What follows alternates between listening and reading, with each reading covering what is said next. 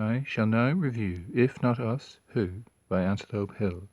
Previously I have reviewed books by Antelope Hill, No White's Guilt, Semi-Agog, and David Irving, based on a number of metrics. I now apply them here. Books are for reading, so does this one invite me to read.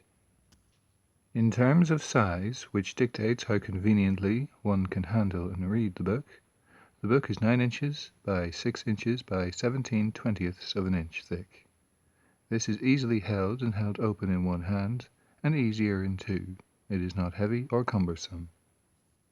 The title, If Not Us Who, is the theme of the writing contest from which the book comes. It is pithy and thought-provoking. Even if you did not read the book, it provides food for thought. The book lays down a gauntlet and invites you to pick it up. Even without knowing anything about the book, what man in his life is without challenge or doubt or room to improve? Irrespective of his circumstance or temperament, the book's title surely speaks to this man, and he is free to write his own story in his head long before he reads the entries in the book. That said, you would not know if the book is for you from the title alone. The cover is a soft, gentle, calming brown and beige ensemble. It is warm and peaceful, like an oak bookshop with leather volumes. Breaking up the hard boundary of brown and beige is a brown and beige typewriter, complete with soft, friendly, rounded corners. Across the top, beige on brown, is the subtitle, Antelope Hill Writing Competition 2025, with logo. This clarifies the main title. Now you know what the book is about. The title, brown on beige, is large and unmissable at the bottom. The spine keeps the color scheme and is filled up with the title and subtitle. This book is easy to spot among a row of spines. The back leads with the typewriter, title and subtitle, and then a 3-paragraph blurb.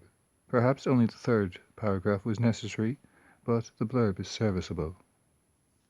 The language throughout is almost exclusively layman's English, and anywhere lacking that is not lacking adequate explanation. There are some typos, perhaps 5 or 6 that I noticed, but it does not obscure the meaning in any way. The nature of the competition limited the word counts, so economy was needed and used. Verbosity and waffle is barely present. There are 38 poems across 120 pages. These range from a few lines in length to several pages.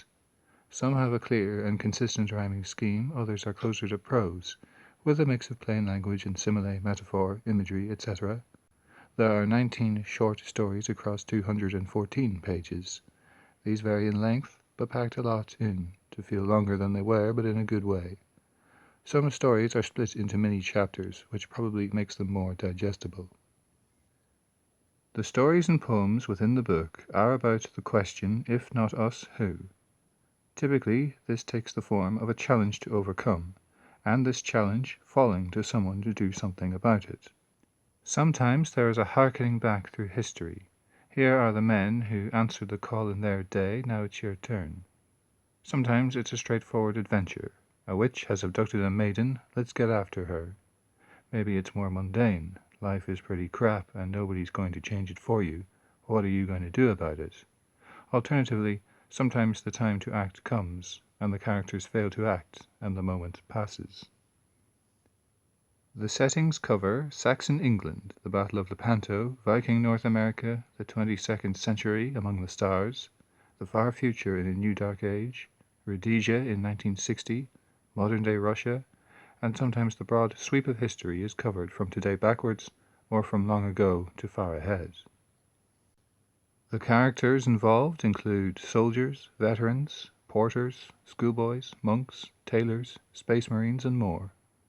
Across the diversity of characters, settings, circumstances, we see how they are challenged and how they respond, if they do at all. The moral of the story is that you should not leave it to somebody else to be the who.